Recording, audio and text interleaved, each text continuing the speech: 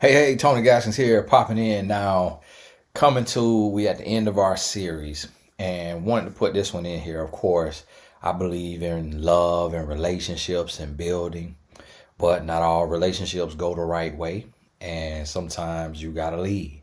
So I wanted to touch on that. Not sure how long this will be, 15 to 30 minutes at least, but want to help you understand this because a lot of times we go into relationships and you let your desperation get in the way.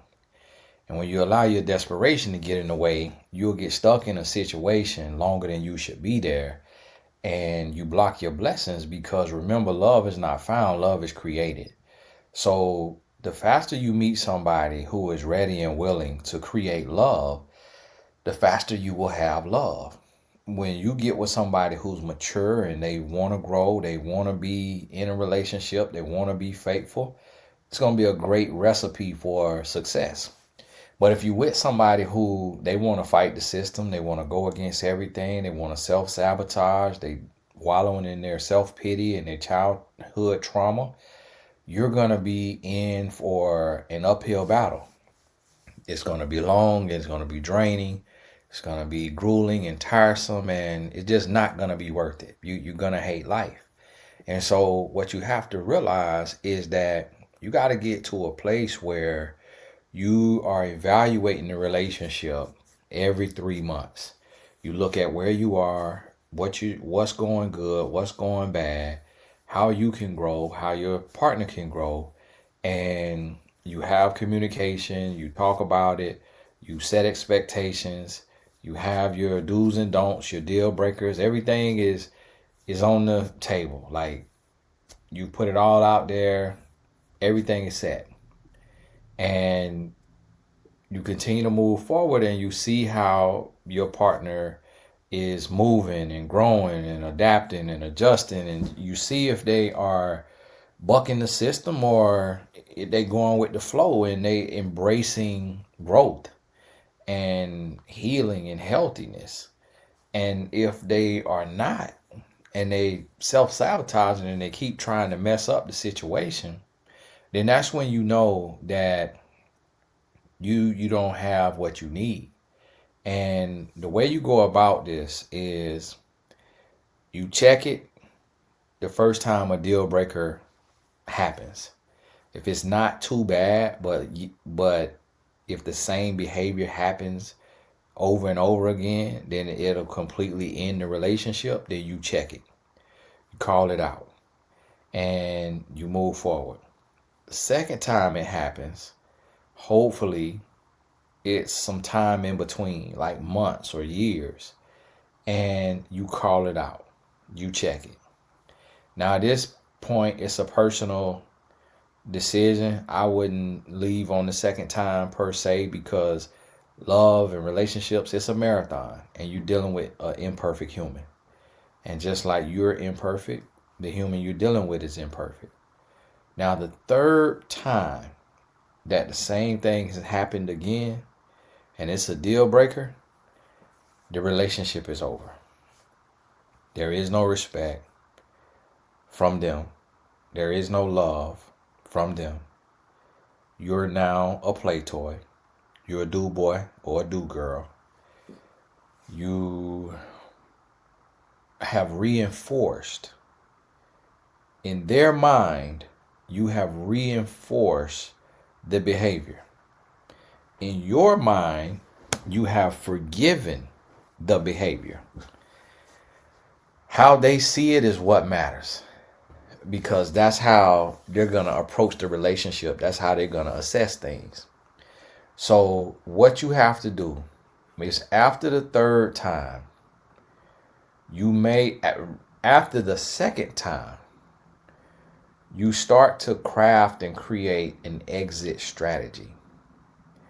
And an exit strategy requires of sorting out your finances, making sure your credit is up to par, at least like a 680, 580 at the least. Start building a nest egg if you don't have one. A nest egg will essentially mean first, last, and security. First month's rent, last month's rent, and security deposit. That's a lot, but you want to build that up. You also want to start identifying places to stay, whether it's a room in a house. Had a client telling me about this site where you can stay at a really nice house, and it's just like you in a room, and you staying in a room at a nice house, or it's like nice places where you can stay and you get a room.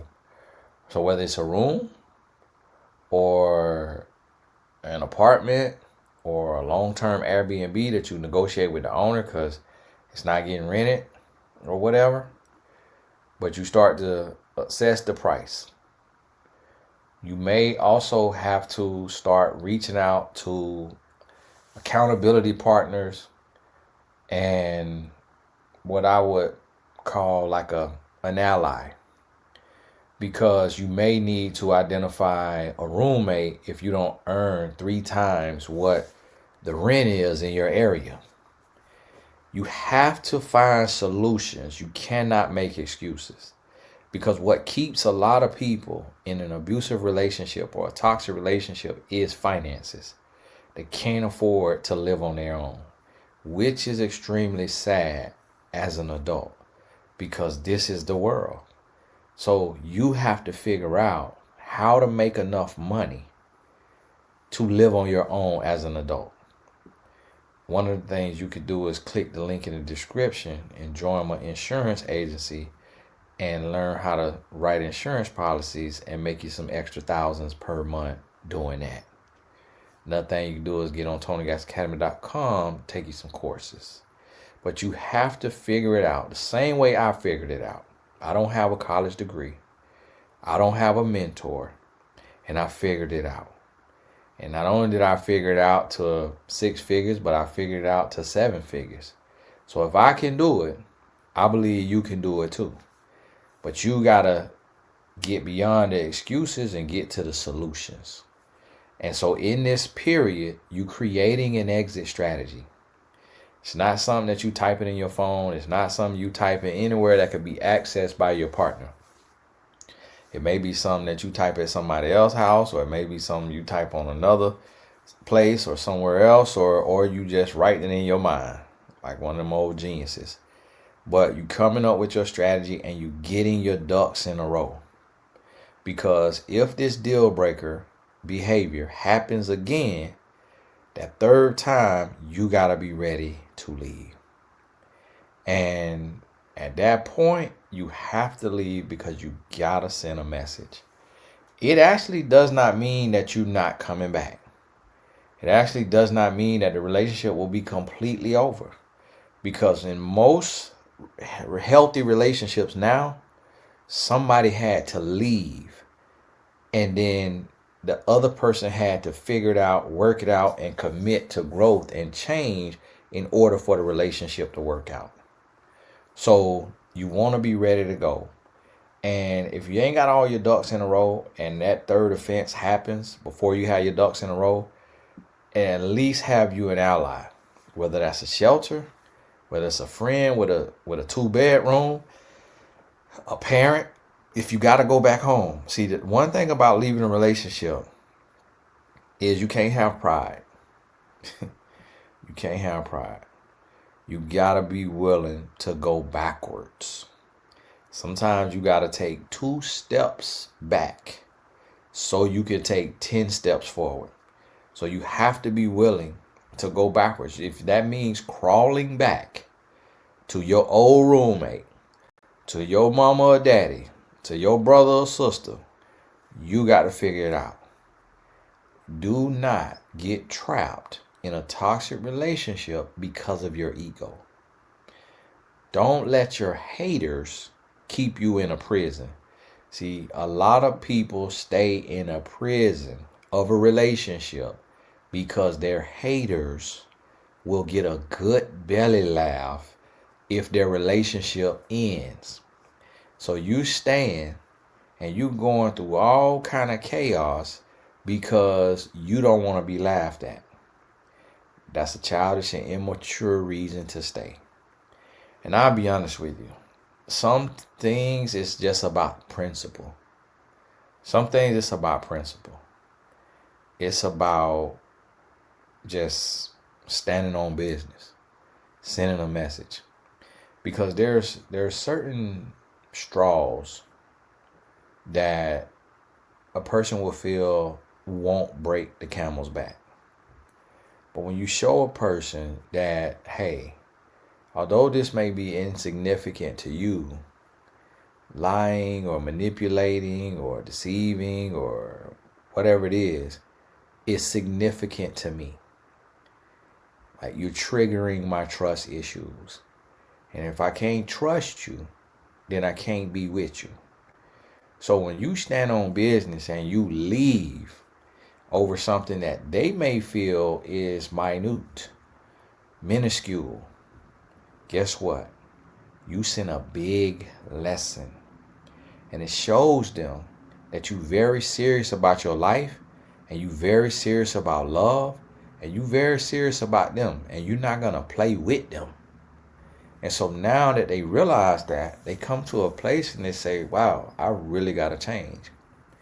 And typically, especially with men, can't speak for women, especially with men, a man will push you to leave because he want to see how much you're going to tolerate, how much he wants to see what's your breaking point, how far can he take it. And no, it's not fun. No, it's not fair, but it is life. Life is not fair. Life is not always fun. But if you equate it to raising a child and realize that humans do this from childhood, push you all the way to your limit to see what you will tolerate. And whatever you will tolerate, that's what you will get. Whatever you won't tolerate, it will not repeat itself. If you check it and you serious and you let it be known. So a man, we always push a woman to leave. And then after she leaves, then we get our life right. So leaving, that's why I say you want to leave as early as possible if you're a woman dealing with a man, because the sooner you leave, the shorter he knows your fuse is, the shorter he knows his runway is, and the less amount of games he knows that you're willing to play.